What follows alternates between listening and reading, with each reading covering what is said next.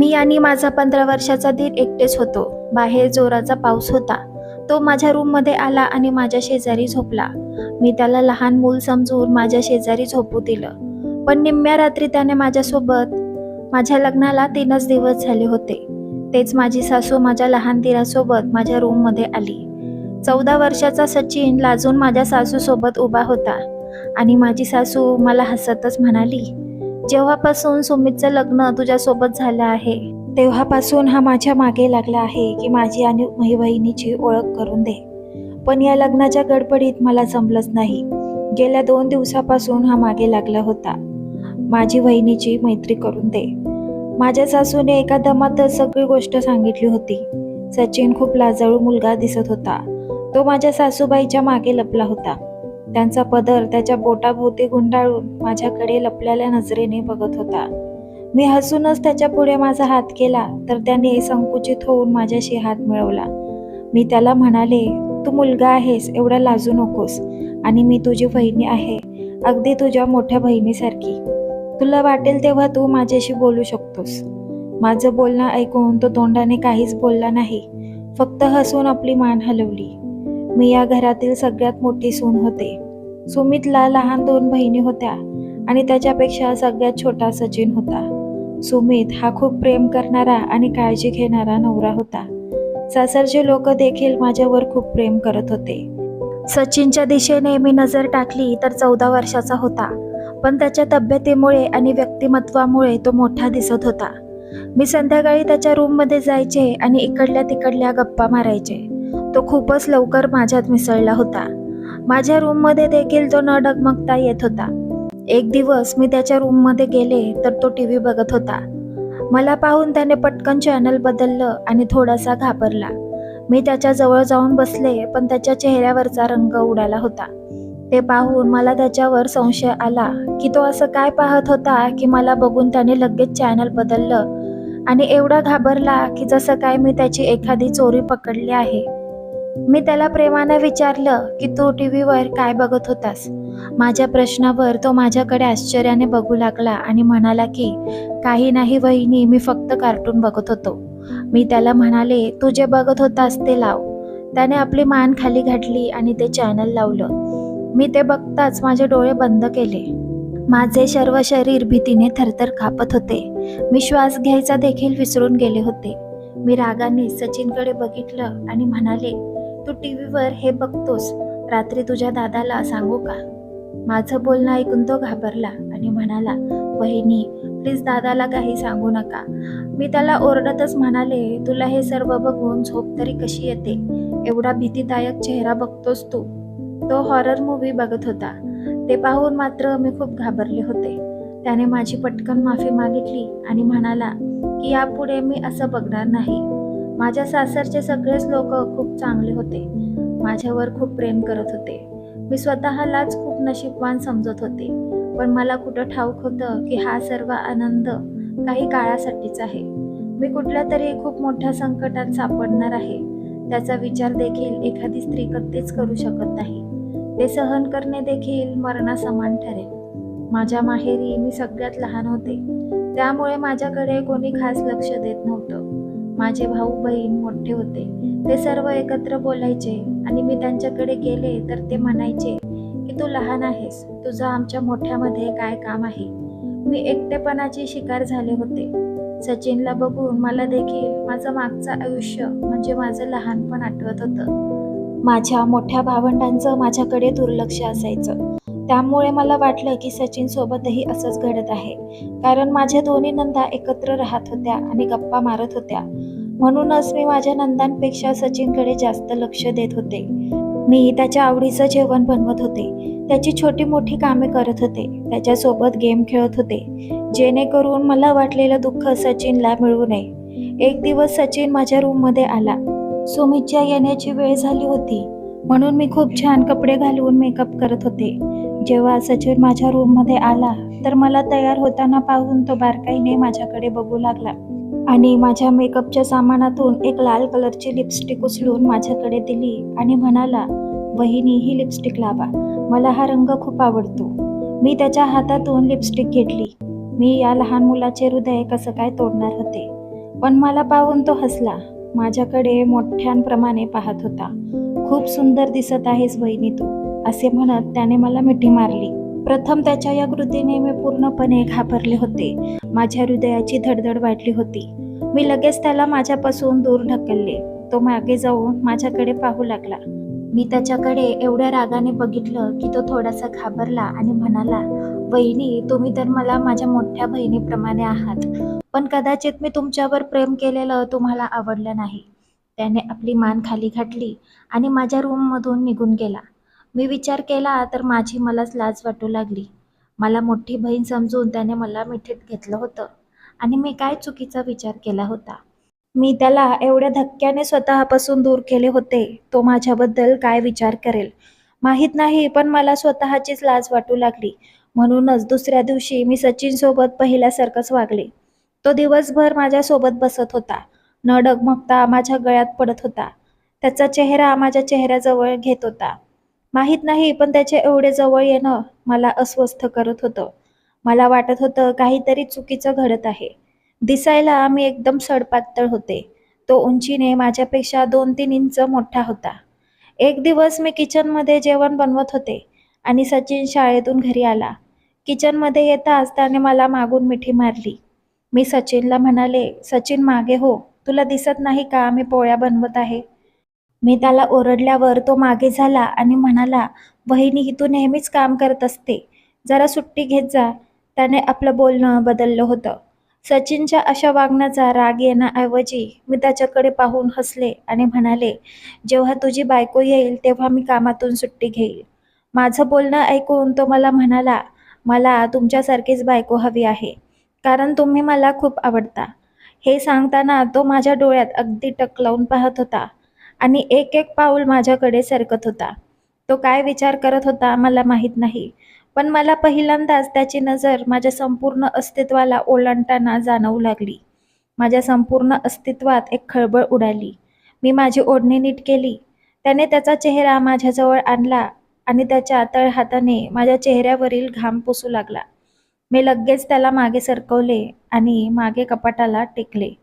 मग तो म्हणाला, माझ्या हातात असतं तर तुम्हाला काम करू दिलं नसतं आणि राणीसारखं ठेवलं असतं. एवढी आवडतेस तू मला. माझ्या हृदयाचे ठोके जणू काही वेगाने चालणाऱ्या घोड्याप्रमाणे नियंत्रणाबाहेर गेल्यासारखे वाटत होते. सुमितने देखील माझे आतापर्यंत एवढे कौतुक केले नव्हते आणि अचानक तो माझ्यापासून मागे सरकला आणि म्हणाला, तुम्ही माझ्या बहिणीकडून देखील काम करून घेत जा. त्या महाराण्या थोडी आहेत. मला वाईट वाटतं की माझ्या बहिणीसारख्या वहिनीने काम करावं आणि त्या दोघींनी टीव्ही बघत बसावं. पण तो बहुधा विषय बदलण्यात तरबेज होता. तो एका मिनिटात त्याची बोलण्याची स्टाईल बदलत होता. मी आता सचिनच्या नजरेत गुरफटत होते. मी त्याला रागातच म्हणाले, जा तू कपडे बदलून घे. मी पोळ्या करून जेवण वाढते. तो किचनमधून बाहेर गेला तर मी सुटकेचा निश्वास सोडला. काही दिवस तर मी त्याला घाबरून राहत होते. त्याची नजर देखील मला विचित्र वाटत होती. मी एकदा सुमितला म्हणाले की सचिन आता मोठा होत आहे. त्याने आता नीट वागायला शिकलं पाहिजे. पण तो तर एखाद्या लहान मुलाप्रमाणे वागतो. तो जसा आईला मिठी मारतो तशीच मिठी मला देखील मारतो. सुमित, मला हे सर्व खूप विचित्र वाटतं. पण माझं बोलणं ऐकून सुमित हसू लागला आणि म्हणाला, की तू ना विचित्र गोष्ट करतेस. अगं छोटासा मुलगा आहे तो. तुला आई समजून तुझ्यावर प्रेम करतो आणि तू आहेस की प्रकरण कुठे घेऊन जात आहेस. सुमितने ही गोष्ट सर्वसामान्यांप्रमाणे घेतली होती. मी विचारच करत होते की याबद्दल मी कोणाशी बोलू. ठीक आहे, तो मला मोठ्या बहिणीप्रमाणे समजत होता. मी देखील त्याला छोटा भाऊ समजत होते. पण त्याची नजर आणि बोलणं मला खूप विचित्र वाटत होती. हीच गोष्ट मी माझ्या सासूबाईंना घाबरत घाबरत म्हणाले, तर त्या देखील हसल्या आणि म्हणाल्या, तू आहेसच एवढी चांगली की सुमितसोबत आम्ही देखील तुझ्या प्रेमात पडलो आहोत. मी तर देवाकडे हीच प्रार्थना करते की माझी दुसरी सून देखील तुझ्यासारखीच असू दे. सासूबाईंनी या प्रकरणाचा वेगळाच अर्थ काढला होता. मी गप्प राहिले. माझ्या सासूबाईंच्या निष्काळजीपणामुळे आणि माझ्या नवऱ्याने लक्ष न दिल्यामुळे मला खूप त्रास सहन करावा लागला. मी स्वतःच ठरवलं होतं की सचिनपासून दूर राहीन. मी सचिनच्या रूममध्ये जाणं सोडलं आणि त्याच्याशी जास्त बोलणं देखील बोलत नव्हते. या गोष्टीची त्याला देखील जाणीव झाली होती. एक दिवस सचिन मला म्हणाला की "वहिनी, तुम्हाला माझ्या कुठल्या गोष्टीचं वाईट वाटलं आहे का? तुम्ही माझ्याशी का बोलत नाही?" मी म्हणाले, "माझं काम जरा जास्त आहे त्यामुळे, बाकी काही नाही." माझे म्हणणे ऐकून त्याने थोडा वेळ माझ्याकडे एकटक बघितले आणि हसू लागला आणि म्हणाला, "तुमच्या चेहऱ्यावरचा हा निरागसपणा मला खूप आवडतो. तुमच्याकडे पाहत बसावेसे वाटते." मी त्याला प्रेमाने समजवलं आणि म्हणाले, "माझ्याकडे इतक्या जवळून बघू नकोस. वाईट गोष्ट आहे. बहिणीशी असं बोलत नाही आणि त्यांना बघत देखील नाहीत." माझं बोलणं ऐकून तो तिथून निघून गेला. काही दिवसापासून माझी तब्येत जरा ठीक नव्हती. मला चक्कर देखील येत होती. जेव्हा सुमित मला डॉक्टरकडे घेऊन गेला, तेव्हा माहीत झालं की मी प्रेग्नंट आहे. ही बातमी ऐकून घरच्या सगळ्या लोकांनाच खूप आनंद झाला होता. पण डॉक्टरांनी मला जरा काळजी घ्यायला सांगितली होती. त्यांनी मला काही दिवस बेड रेस्ट घ्यायला सांगितली होती. आता किचनमधील सगळी कामं माझी सासू आणि नणंद सांभाळत होती. माझा जास्त वेळ माझ्या रूममध्ये जात होता. एका रात्री माझा नवरा, सासू आणि नणंद लग्नाला जायला तयार झाले. पण लग्न नागपूरला होते आणि मी प्रेग्नन्सीमुळे प्रवास करू शकत नव्हते आणि सचिन देखील उद्या टेस्ट आहे हे कारण सांगून शाळेत जाणार नव्हता. मी माझ्या आईकडे जाण्याचा विचार करत होते, पण सचिनमुळे माझी सासू मला म्हणाली की "तू घरीच थांब, रात्रीपर्यंत आम्ही परत येऊ." लग्न तर संध्याकाळी संपेल. मला नेहमी वाटत होतं की माझ्या सासरच्या घरातील प्रत्येक व्यक्ती माझ्याशी सहमत असावी, जे कधी शक्य नव्हतं. मी सासूबाईंचं बोलणं मान्य केलं. ते सर्व लोक लग्नासाठी निघून गेले. रात्री जेवण केल्यानंतर मी माझ्या रूममध्ये निघून गेले आणि दरवाजा आतून लॉक केला. मला फार झोप येत होती. तेवढ्यात माझ्या फोनवर सुमितचा फोन आला आणि तो मला म्हणाला की "आम्ही घरी येण्यासाठी निघतच होतो, पण इकडे खूप पाऊस चालू झाला आहे. आमचे इथून निघणं मुश्किल आहे आणि सकाळीच परत येऊ." मी म्हणाले, "ठीक आहे. तुम्ही तुमची काळजी घ्या. तसं पण इकडे देखील खूप जोरदार पाऊस चालू आहे."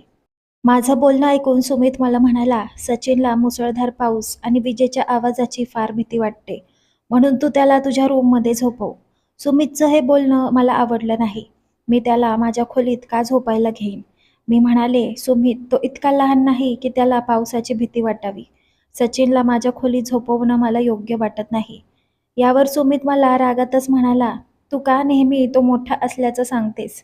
तो लहान आहे. त्याची विचारसरणी लहान मुलासारखी आहे. आता माझ्याशी वाद घालू नकोस आणि मी जे सांगतोय ते कर." असं सांगून त्याने फोन ठेवला. माहीत नाही रात्रीची कोणती वेळ होती. ढग एवढ्या जोरात वाजले की कुठेतरी वीज पडल्याचा आवाज आला. मी पण घाबरून उठून बसले. सोबतच लाईट देखील गेली होती. माझ्या रूमचा दरवाजा एवढ्या जोरात वाजला की मी घाबरून डचकले. अंधारात मला नीट दिसत नव्हतं. मी विचारलं, "कोण आहे?" समोरून आवाज आला, "मी सचिन आहे. वहिनी, लवकर दरवाजा उघडा, मला खूप भीती वाटत आहे." मी अंधारात धडपडत दरवाजापर्यंत चालत गेले आणि माझ्या कमरेत खूप वेदना होत होत्या. काही दिवसापासून मला थकवा देखील जाणवत होता. मी दार उघडलं तर समोर सचिन टॉर्च लावून उभा होता. तो म्हणाला की "मला खूप भीती वाटत आहे." मी त्याला रूमच्या आतमध्ये येण्यास सांगितले. तो आतमध्ये आला. रूमचा दरवाजा बंद करून लॉक केला आणि म्हणू लागला की "मला खूप भीती वाटत आहे." असं म्हणून त्याने मला मिठी मारली. त्यावेळी तो खूप घाबरलेला होता. मी त्याला छोट्या मुलासारखा धीर दिला. मी त्याला म्हणाले की "घाबरू नकोस, मी आहे ना तुझ्याजवळ." हळूहळू त्याची माझ्यावरची पकड खूप मजबूत होऊ लागली. मला वाटले की कदाचित भीतीमुळे त्याने मला त्याची आई किंवा मोठी बहीण समजले आणि मला मिठी मारली. पण काही वेळा तर त्याचा हात माझ्या कमरेवर स्वतःहून चालू लागला होता. मला करंट लागल्यासारखं झालं होतं. त्याची पकड आणि त्याचे माझ्या कमरेवर चालणारे बोट मला काहीतरी वेगळंच जाणवत होते. मी त्याला मागे लोटून दिलं आणि अचानक लाईट आली. पाऊस देखील आता कमी झाला होता. सचिनच्या चेहऱ्यावरचे भाव अचानक बदलू लागले. मला तो कसाही घाबरलेला दिसत नव्हता. मी त्याला म्हणाले, "आता तू इथून जा. घाबरण्याची काही गरज नाही. पाऊस देखील कमी झाला आहे आणि वादळ देखील थांबलं आहे." पण चेहऱ्यावर विचित्र हसू आणून तो म्हणाला, "पण माझ्या आतले वादळ अजून थांबलेलं नाही. ते एकदा थांबले की मी निघून जाईल." त्याचं बोलणं ऐकून मी थक्क झाले होते. कुठूनही तो 14 वर्षाचा मुलगा वाटत नव्हता. त्याच्या बोलण्यात आणि डोळ्यात बालिश काहीच नव्हतं. तो माझ्याजवळ येऊ लागला. मी म्हणाले, "सचिन, तू काय बोलत आहेस? तू शुद्धीत तर आहेस ना? मी तुला किती वेळा समजावू की मोठ्या बहिणीशी असं बोलत नसतात." तो म्हणाला, "कोणती बहीण? माझ्या तर फक्त 2च बहिणी आहेत." तुम्ही मला दिसता क्षणी आवडू लागल्या होत्या. मी तर तुमच्या जवळ येण्याचा बहाणा शोधत होतो. तुमच्या जवळ आल्यावर माझं मन शांत होतं. त्याचे शब्द ऐकून माझ्या अंगाचा थरकाप उडाला होता. यावेळी सचिन आणि वासनेने भरलेली त्याची वाणी यात फरक करणे कठीण होते. मी त्याला म्हणाले, तुला लाज वाटत नाही का? तू आईसारख्या वहिनीवर नजर ठेवतोस. तो न घाबरता माझ्यासमोर उभा होता आणि म्हणाला, मी तुम्हाला आई समजलं कधी होतं? मी तुमच्यावर खूप प्रेम करतो. हे मी तुमच्यासमोर अनेक वेळा व्यक्त केलं आहे, पण कदाचित तुम्ही विसरून गेला आहात. मी त्याला माझ्यापासून दूर ढकलण्याचा प्रयत्न केला, पण मला कळत नव्हतं की त्याच्यात इतकी ताकद कुठून आली की त्याच्यासमोर मला असह्य वाटलं. माझी तब्येत देखील ठीक नव्हती. रूममधील लाईट जाताच माझ्या नशिबात देखील काळोख पसरला. माझं रडू कुठेही माझ्या कामाला आलं नाही. ती रात्र माझ्यासाठी काळोख बनून आली होती आणि माझ्या तोंडाला काळ लावून गेली होती. सकाळी मी खूप रडत होते. सचिन माझ्यासमोर बसला होता आणि म्हणाला की तू कोणालाही काही बोललीस तर होणाऱ्या परिणामांना तू जबाबदार राहशील. मला पण त्याचा तिरस्कार वाटू लागला होता. मी त्याला रागानेच म्हणाले, तू माझ्या नजरेसमोरून दूर जा. तुझी प्रत्येक गोष्ट मी सुमितला सांगणार आहे. तो माझ्या बोलण्याने घाबरला नाही आणि म्हणाला, तुम्ही तुमचा हा छंद देखील पूर्ण करून बघा, पण खोटं तुम्हालाच ठरवलं जाईल. मी त्यांचा मुलगा आहे. माझ्यावर असा आरोप कोणीही करणार नाही. जर तुम्हाला तुमचा संसार वाचवायचा असेल तर तोंड बंद ठेवा. मी तिरस्काराने त्याच्याकडे बघितलं तर तो माझ्या रूममधून निघून गेला. मी ढसाढसा रडू लागले. मला असं वाटत होतं की किचनमधून धारदार चाकू आणून सचिनचा खून करावा. त्याने आपलेपणाच्या नात्याला काळ फासलं होतं. तेवढ्यात बाहेरची बेल वाजली. तेव्हा वेदना होत असतानाही मी बाहेर पळत सुटले. मी दार उघडलं तर समोर माझी सासू, नणंद आणि सुमित उभा होता. सुमितला मिठी मारली आणि ढसाढसा रडायला लागले. माझ्या पोटातील वेदना एवढ्या वाढल्या होत्या की माझ्या डोळ्यासमोर अंधारा येऊ लागल्या आणि मी बेशुद्ध होऊन खाली पडले. जेव्हा मला शुद्ध आली तेव्हा सुमित माझ्या शेजारी बसलेला होता आणि माझी सासू माझ्या डोक्यापाशी बसली होती. माझी सासू म्हणाली, मी तुला काळजी घ्यायला सांगितली होती, मग तू घरची सगळी कामं का करत बसलीस? जेवण तर आम्ही बनवून गेलो होतो. बघितलं का तुझ्या कामाचा परिणाम? तुझं बाळ थोडक्यात वाचलं आहे. आता मी तुला बेडवरून उठूनही देणार नाही. कदाचित हे खोटं सचिनने सांगितलं होतं की मी घरातील काम करत होते. मी रडू लागले आणि म्हणाले की तुम्हाला लोकांना नाही माहीत की माझ्यासोबत काय झालं आहे. मी काही म्हणणार त्या अगोदरच माझ्या रूमचा दरवाजा उघडला आणि माझी नणंद आणि सचिन सोबत आतमध्ये आले. सचिनने कदाचित माझं बोलणं ऐकलं होतं. तो म्हणाला, मी तर ऐकलं होतं की वहिनी खूप धीट आहे, पण रात्रभर मलाच त्यांना सांभाळावं लागलं. अजूनही त्याचं बोलणं सगळे नॉर्मल अंदाजात ऐकत होते. मी विचार केला की घरी गेल्यानंतर मी सुमितला सगळं सत्य सांगेल. पण घरी गेल्यानंतर मी जेव्हा सुमितला हे सांगितलं तेव्हा एक जोरदार माझ्या कानाखाली पडली आणि म्हणाला, तू माझ्या छोट्या निष्पाप भावाला काय समजला आहेस? अगं छोटा आहे तो. त्याला अशा गोष्टीचा अंदाज देखील नाही. असे आरोप करताना तुला लाज वाटत नाही का? मला माहीत आहे हे सर्व तू का करत आहेस. हे बघ, मी या घरातील मोठा मुलगा आहे. तुला वाटत असेल की तुझं बोलणं सत्य मानून मी या घरातून वेगळा होईल, पण तो तुझा गैरसमज आहे. जर तू माझ्या बाळाची आई होणार नसतीस तर तुला लगेच घटस्फोट दिला असता. माझ्या छोट्या भावावर आरोप करणारी तू कोण आहेस? सुमितचं बोलणं ऐकून मला फार मोठा धक्का बसला होता. हा तोच सुमित होता जो माझ्यावर प्रेम करत होता. कदाचित त्याचे प्रेम माझ्यावर यासाठी होतं की त्याच्या घरच्या लोकांची मी काळजी घेत होते. त्याच्या भावाचे गैरवर्तन मी हसतमुखाने सहन करत होते. आता मला माझी लायकी कळाली होती. सुमितने माझ्यावर कधीच विश्वास ठेवला नसता, कारण त्याला आपल्या भावावर जास्त विश्वास होता. मी माझं सामान बांधलं आणि जाण्याचा निर्णय घेतला. सुमितने मला एकदा देखील अडवलं नाही. माझ्या सासूबाईंना यातलं काहीच माहिती नव्हतं. मला असे बॅग घेऊन जाताना पाहून त्या विचारू लागल्या की तू कुठे चालली आहेस?